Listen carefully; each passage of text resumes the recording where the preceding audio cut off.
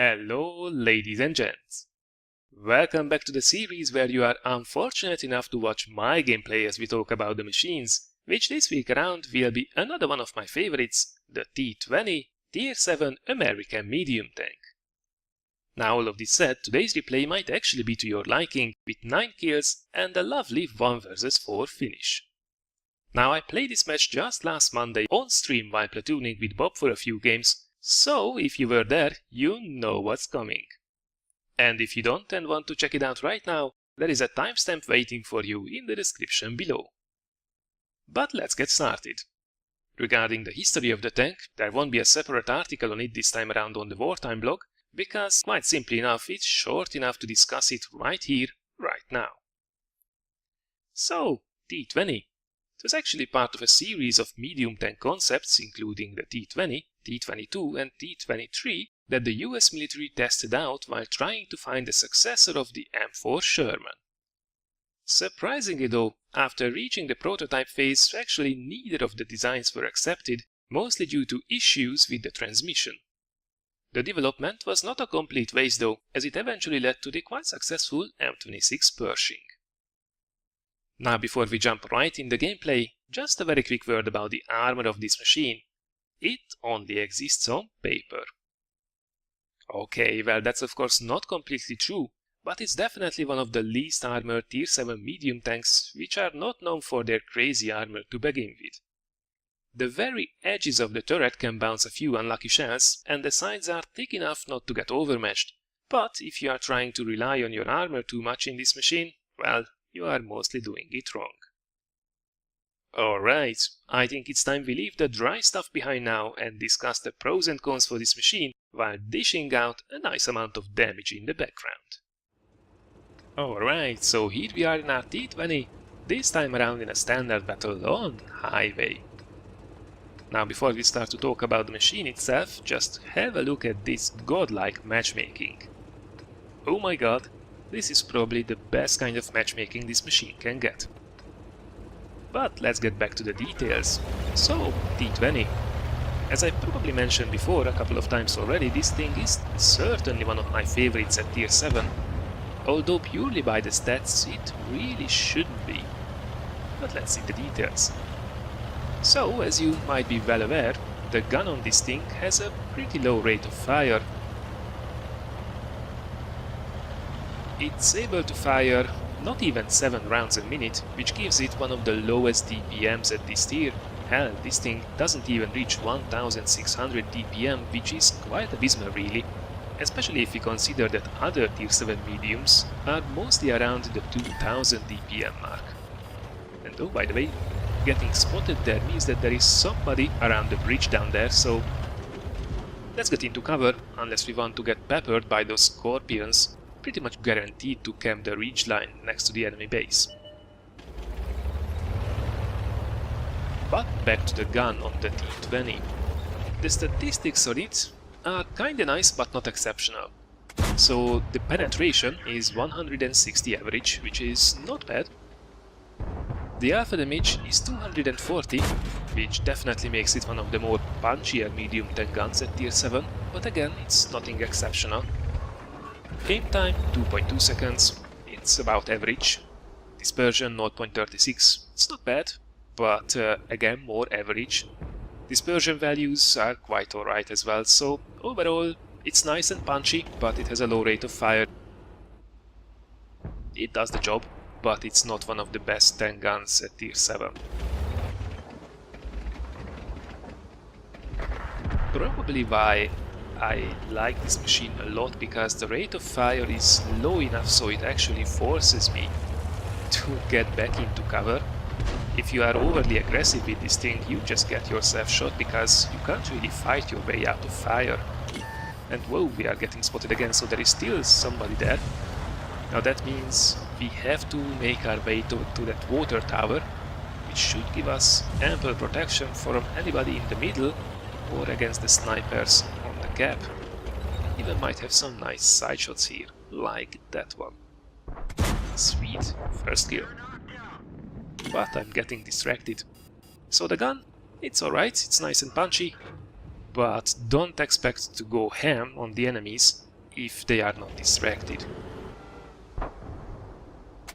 Now, something that's really good about the gun is that it has the more or less stable 10 degrees of gun depression on the American line, which is always awesome to have.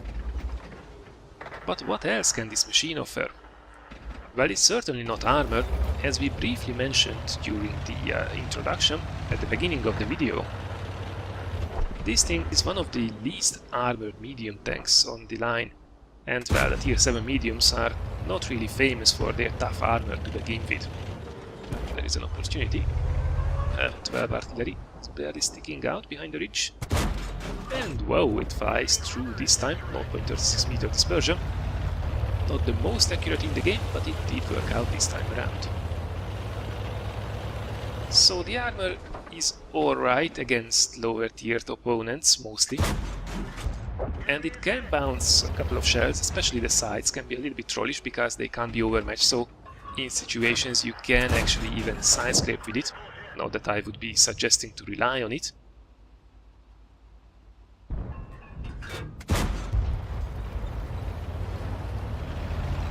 But otherwise, you are squishy and pretty much everything in this match will be able to penetrate us easily. Even the looks will be able to go through us.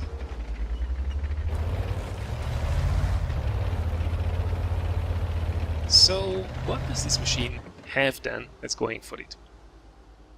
Well, mobility is certainly one of it. I mean, I quite like the punchy nature of the gun, but what use is it if I can't get into a position where I can actually benefit from it? And that's where the T20 is just so awesome in my opinion. It has a really decent power to weight ratio, it's actually one of the best with 18 horsepower per ton, and the terrain resistances are not half bad either. So we get unfortunately spotted there as I'm a little bit too cheeky and we are getting nailed from every direction. Whoa, we need to get out of here and fast. Come on! Yes, that was an important kill on the T150. The team is just melting away and it starts to look a little bit ugly. I didn't even realize how far into the line of fire of that KV-1 I wandered. Hopefully we can punish him. So yeah, mobility. This thing is great to get around the battlefield. I mean, it's not light tank levels of mobility, but among the mediums it's definitely one of the more agile ones. There's good turret traverse speed, good tank traverse speed, although that's only 37 degrees per sec, so if you want to address something with the cruise skills, I definitely suggest to get clutch braking on this thing. Otherwise, it's really nice.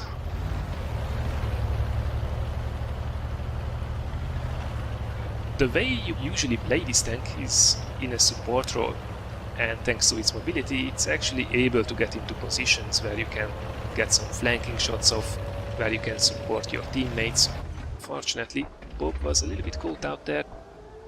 Shooting here at these scorpions, I really should be using my HE shells. Maybe we use them later on, but if you have the opportunity to shoot at a scorpion and you brought some HE into the battle, well, that's the perfect opportunity to use it. Unfortunately, Bob gets taken out there, so that means we are alone against a Scorpion, a Cromwell, a Hellcat, and an M41 HMC. Oh, there is the Hellcat, and the Cromwell as well, and can we get a shot in? Not quite, unfortunately we missed both of them. Now that's a little bit tricky, but I'm in a tier 7 medium, so if I play this carefully, I really should be able to take these guys out. Good shot there into the Cromwell. It was a low roll, unfortunately, so that means we have to shoot him once again. The bigger threat is really the Hellcat though. Oh, there he is! Well, that was a little bit light-hearted there, my friend. Now we barely avoid the artillery.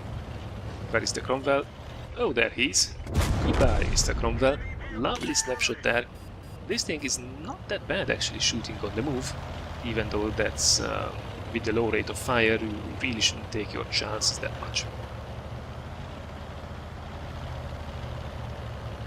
So far so good, but we are still up against the Scorpion, who was last spotted in the middle, and an M41 HMC who is surely pre-aimed now around this position. So, best course of action is to set up an ambush, see if we can catch the Scorpion. Now unfortunately, the plan is good, but the position is not the best. Because now I can only supervise the area in front of me, and if the Scorpion decides to come up on the other side, to my right, then he can easily get into cover before I spot him. And that's unfortunately exactly what happens. Hot damn. Oh, and he spots me as well. Well, that's really unfortunate. By the way, I know that HE won't be able to go through that rubble. I just decided to shoot it down so I can take out the Scorpion with my next shot. Although, in hindsight, that was a little bit cheeky because I stayed there a couple of seconds extra with artillery pre-aimed on my location. Luckily, I got away with it. He's unfortunately again behind some rubble there, so we waste our second HE shell as well. I mean, so far so bad. I have to play this a little bit smarter. Come on, artillery shell incoming.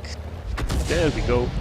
Luckily avoided, and now I decide, okay, well, I can actually take a shot from the Scorpion, so let's not take my chances before I get smacked down by artillery. So just move up, bang! 310 damage. Excellent, that's why you always take a couple of HE shells, exactly for situations like this. So as you can see, T20 can be quite useful.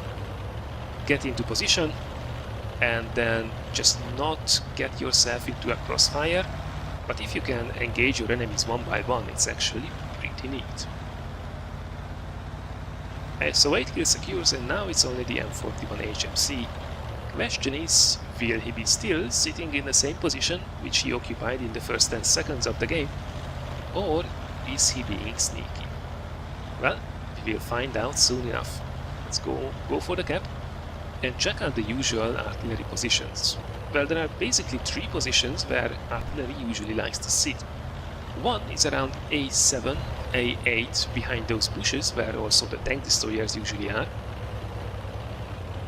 That can be a little bit tricky. Luckily we have 6th sense, so we will know if he spots us.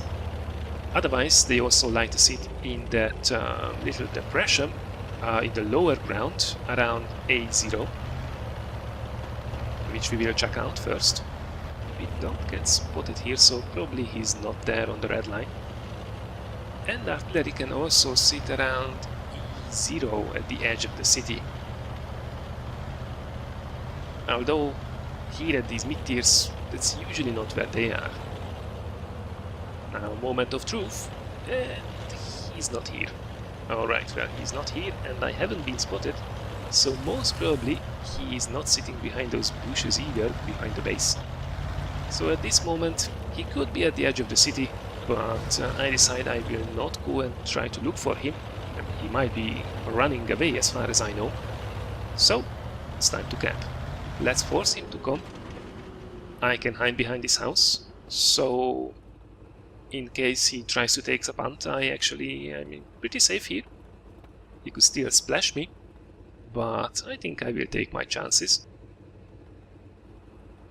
There is a lot of obstacles and rubble in this gap, so that won't make his life easier.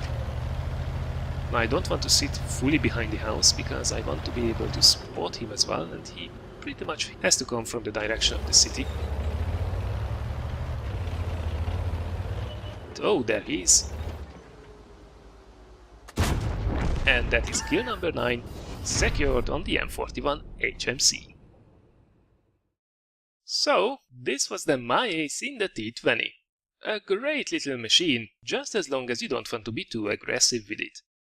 Now, of course, that doesn't mean that it can't be dangerous. 9 kills, close to 3,600 direct and 1,300 assisted damage stand testament to that. For all this carnage, we got ourselves a Radley Walters medal.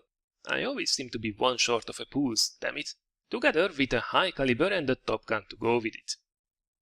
Looking at the team results, while this was certainly godlike matchmaking, I think it's safe to say that we did a bit of work for this win as well. T20 platoon superior. And last but not least, we fired 29 rounds in total, hitting 22 of them and penetrating 19. Low DPM or not, I always found that I'm able to get a quite decent amount of damage done in this machine, probably mostly because I'm able to get into good positions in time due to its mobility. Right, this was then my take on the T20, the Tier 7 American medium tank. I hope you found this little video useful or at least entertaining, and if you did, thanks a lot for considering giving it a like or sharing it. Up next, there is another Funny Moments compilation from the RNG Specialist Artilleries, and then it's time to chill over the weekend with some quality gameplay, this time around featuring a Batchat 25T and a Yak Panther 2.